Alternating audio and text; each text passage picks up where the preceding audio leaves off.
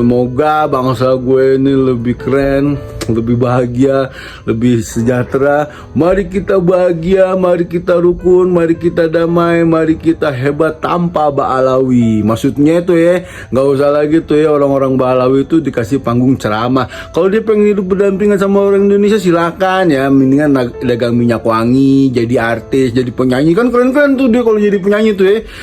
Bisa menciptakan lagu-lagu tuh yang keren-keren gitu. Udah nyanyi aja, nyanyi ngehibur kita lah gitu. Nggak usah ngejual agama gitu ya. Salam sejahtera, salam kebajikan, Om Swastiastu, Namo Buddhaya. Assalamualaikum warahmatullahi wabarakatuh. Balik lagi sama gue Bang Jaini. Belum ada 2 minggu ya dari Gus Fuad itu tuh bilang ya, idam terbuat dari apakah hatimu ya, sehingga kau rela menipu umat. Apalagi Habib itu jelas-jelas secara saintifik, secara ilmiah terbukti bukan keturunan Nabi. Ini maksudnya itu kan si Idam itu kan apa itu menyuruh semua orang yang minimal yang mendengarkan atau penggemarnya untuk tidak meninggalkan Habib, untuk tidak meninggalkan orang yang menipu umat dengan nasab maksudnya, orang yang merusak Islam, orang yang merusak Pancasila, orang yang merusak Bhinneka Tunggal Ika. Ini Idam ini terbuat dari apakah hatimu? Kamu terkenal, kamu hebat, kamu dengan begitu kamu punya duit banyak, itu kan semua dari umat. Nah kok tega kamu itu mengkhianati umat? Tega kamu mengkhianati Rasulullah. Rasulullah kan bersabda juga, siapa yang menyandarkan kata-kata disandarkan pada Rasulullah, padahal Rasulullah tidak bersabda. Falyata bawak mangadahu finar kan. Apa sih Idam itu udah pesen tiket tempat duduk di neraka gitu. Nah ini kalau Ustadz Suparman Abdul Karim, sahabat saya dari Lampung itu membahasnya halus gitu. Kalau saya terang-terangan aja, belak-belakan aja, mau dicetaknya dijelaskan terang-terangan aja, nggak mau paham. Betul. Nah ini contoh bagaimana apa itu para mukibul, para pembela Habib itu disesatkan oleh Allah sesesat-sesatnya. Ya Idam itu bertobatlah kamu, Gus Idam, ya tak panggil Gus lah kamu kan, kamu terkenal, kamu punya santri gitu ya. Ya bertobatlah kamu sebelum Allah semakin menyesatkan kamu. Lawang orang memalsu nasabnya Rasulullah kamu bela, memalsu nasabnya Rasulullah yaitu para Habib itu, dan pemalsuan nasab Rasulullah itu digunakan untuk merusak nama baik Rasulullah, merusak ajaran Rasulullah, menipu umat, merusak Pancasila, merusak Bhinneka Tunggal Ika. Ya oke lah, maklum lah kalau banyak orang ngomong bahwa si kamu itu Gus Idam itu Gus penjilat. Ya aku masih maklum lah. Mau penjilat mau apa, yang penting jangan menyangkut kemuliaan Rasulullah, jangan keterlaluan menipu umat Rasulullah dengan atas nama Rasulullah. Itu ya. Ini sampaikan ini yang jadi muridnya si Gus Idam, apa penggemarnya Gus Idam, jangan ngaco mulut itu, jangan bawa-bawa Rasulullah untuk menyesatkan umat Rasulullah. Kok kejam banget ya, kok keji banget, kok nggak takut sama sekali ya sama Allah. Lah Gusnya kayak begitu, terus pengikutnya gimana? Saya enak udel sendiri, nggak pakai otak. Saya membawa Rasulullah untuk menyesatkan umat Rasulullah, untuk menipu umat Rasulullah. Oh yuk segitunya gitu loh. Ya maksiat, ya maksiat. Ya jangan kebangetan kayak beginilah.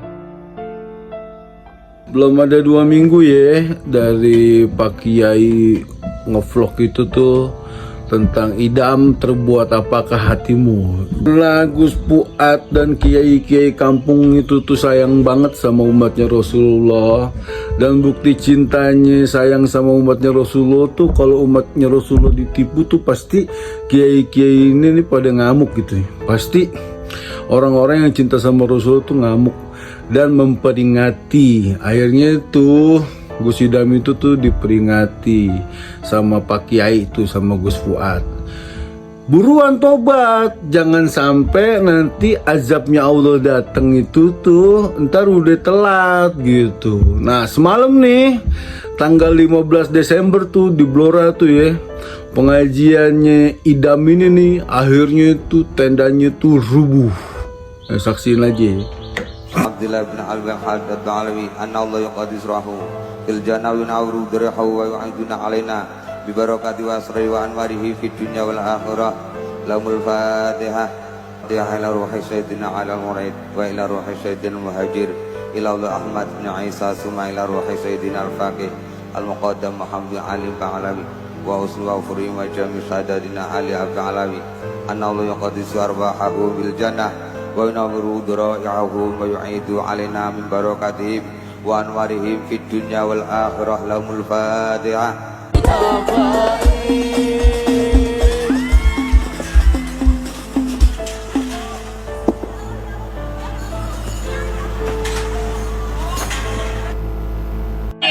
Mas Jen, ya Allah Gusti, tragedi guys, panggungnya ambruk ya Allah, Masya Allah, astagfirullahaladzim ya Allah, Allahu Akbar ya Allah Gusti, ya Allah, ya Allah. Nah udah nyaksiin kan? Udah nyaksiin. Jadi waktu itu tuh ada salah satu cuplikan videonya tuh bertawasul tuh ke Fakih Mukodam. Dulu orang-orang Nusantara itu tuh kalau bertawasul itu tuh ke Syekh Abdul Qadir Al-Jilani. Dan Syekh Abdul Qadir Al-Jilani itu tuh terkonfirmasi secara faktual, terkonfirmasi secara akademik, terkonfirmasi secara ilmiah gitu, bahwa beliau itu tuh selain ahli thariqah tuh ahli sufi, beliau juga tuh ahli fikih ya, jadi fakih gitu. Jadi tentang hukum-hukum fikih apa segala macam tuh dia itu tuh benar-benar menguasai. Dan hampir semua orang Indonesia itu membawa darahnya Syekh Abdul Qadir Al-Jilani. Makanya tuh Gus Puat itu tuh sekarang itu tuh kalau misalnya ada yang namanya zikir biar kita hidupnya sejahtera di dunia itu tuh la ilaha illallah Muhammad Rasulullah Syekh Abdul Qadir Al-Jilani waliullah, kekasihnya Allah gitu. Jadi di gamelan salawatnya tuh. Nah itu tuh ada orang tuh ya bertawasul tuh ke Fakih Mukodam tuh ya, ke Fakih Mukodam ngomong kayak gitu segala macam. Dan mungkin Allah ini nih udah keki nih sama si Mukodam ya. Jadi Allah ini tuh udah keki tuh sama si Mukodam, karena si Mukodam ini nih melebih-lebihkan. Jadi dia lebih sakti daripada kekasih sejatinya Allah tuh ya, Rasulullah Sallallahu Alaihi Wasallam ya. Allah itu tuh sayang banget sama Rasulullah tuh, sampai Allah itu tuh berfirman di dalam Al-Quran tuh bahwa Rasulullah itu tuh Raufur Rahim gitu. Jadi Rasulullah itu tuh sangat menyayangi alam semesta ini gitu. Dan Rasulullah itu tuh diturunin itu tuh untuk kemaslahatan tuh alam semesta gitu. Jadi bukan kemaslahatan kehidupan orang doang, tapi binatang, terus tumbuh-tumbuhan, gunung, laut, apa segala macam. Itu semuanya tuh bentuk kasih sayang Allah ke makhluknya itu tuh diturunilah ini yang namanya Rasulullah Sallallahu Alaihi Wasallam gitu. Manusia terbaik dan terkeren gitu ya. Dan kita bisa lebih mengenal beliau tuh kalau misalnya kita ngikutin gamelan sholawatnya Pak Kiai gitu. Jadi ntar di situ tuh dijelasin tuh, wah Rasulullah nih kekerenannya kayak gini, waktu lahir udah disunat, beginilah begitulah apa segala macam gitu. Dan bahkan keringatnya aja tuh ditampung tuh ya sama sahabat-sahabatnya karena wangi gitu ya. Tiba-tiba ada yang namanya si Mukodam ini nih, tiba-tiba ada yang namanya Fakih Mukodam, bukunya karangan kitabnya kagak ada, ulama yang hidup sejaman nggak pernah ada yang mengkonfirmasi bahwa dia itu orang yang fakih, bahwa dia itu orang yang sakti, bahwa dia itu orang yang keren apa segala macam. Tiba-tiba zaman sekarang itu tuh di framing bahwa Fakih Mukodam itu tuh lebih keren daripada Rasulullah, bahwa Fakih Mukodam itu tuh kalau Rasul cuma sekali ke Mi'raj, dia tuh udah 70 kali ke Mi'raj. Dan yang lebih gila lagi tuh waktu Fakih Mukodam lahir tuh Allah tuh menunjukkan diri tuh ke penduduk Yaman gitu. Jadi kan nggak sesuai dengan yang kita tahu. Yang kita tahu tuh Al-Quran pengen diturunin ke gunung aja, gunungnya kagak nerima karena terlalu berat gitu. Jadi pokoknya ngaco lah gitu. Mungkin Allah udah keki, mungkin Allah udah marah apa segala macam, akhirnya tuh panggung yang segitu kekernya tuh ya. Jadi kalau misalnya dikonstruksi tuh ya, panggung itu tuh atapnya itu tuh pakai gable frame tuh ya. Kalau orang Bajaringan tuh bilang tuh itu model Cremona gitu. Jadi itu harusnya tuh kuat gitu ya. Kenapa panggung sekeker itu tuh bisa rubuh gitu? Siapa yang ngerubuhin? Apakah ini human error? Kayaknya gue rasa kagak gitu. Jadi emang Allah tuh pengen nunjukin aja gitu ya, bahwa si Idam ini nih nyari masanya lewat panggung. Sekarang panggungnya itu tuh dihancurin sama Allah, finish, udah nggak ada lagi.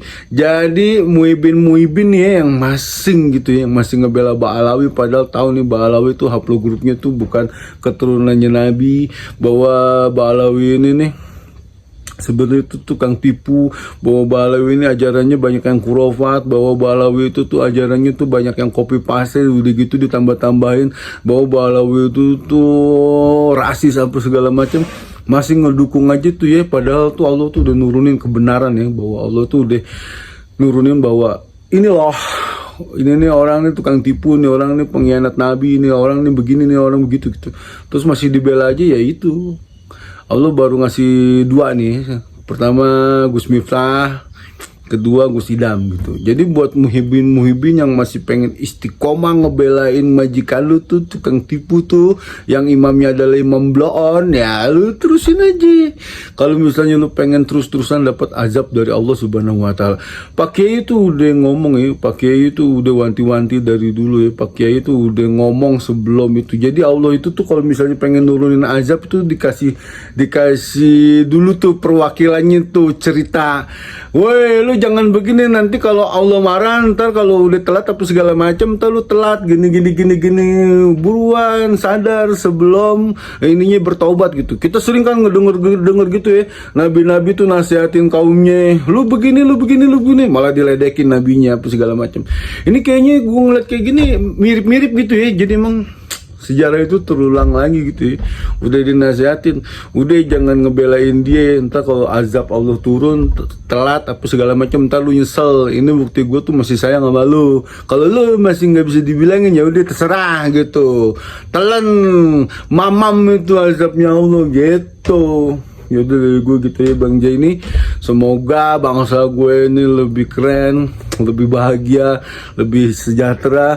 Mari kita bahagia, mari kita rukun, mari kita damai, mari kita hebat tanpa Ba'alawi. Maksudnya itu ya, nggak usah lagi tuh ya orang-orang Ba'alawi itu dikasih panggung ceramah. Kalau dia pengen hidup berdampingan sama orang Indonesia silakan ya, mendingan dagang minyak wangi, jadi artis, jadi penyanyi, kan keren-keren tuh dia kalau jadi penyanyi tuh ya. Bisa menciptakan lagu-lagu tuh yang keren-keren gitu. Udah nyanyi aja, nyanyi ngehibur kita lah gitu. Nggak usah ngejual agama gitu ya. Mendingan ngejual teh daripada ngejual agama tuh, kata netizen. Manusia paling sakti se-Indonesia. Ya udah gitu ya dari gue Bang Jai. Assalamualaikum warahmatullahi wabarakatuh.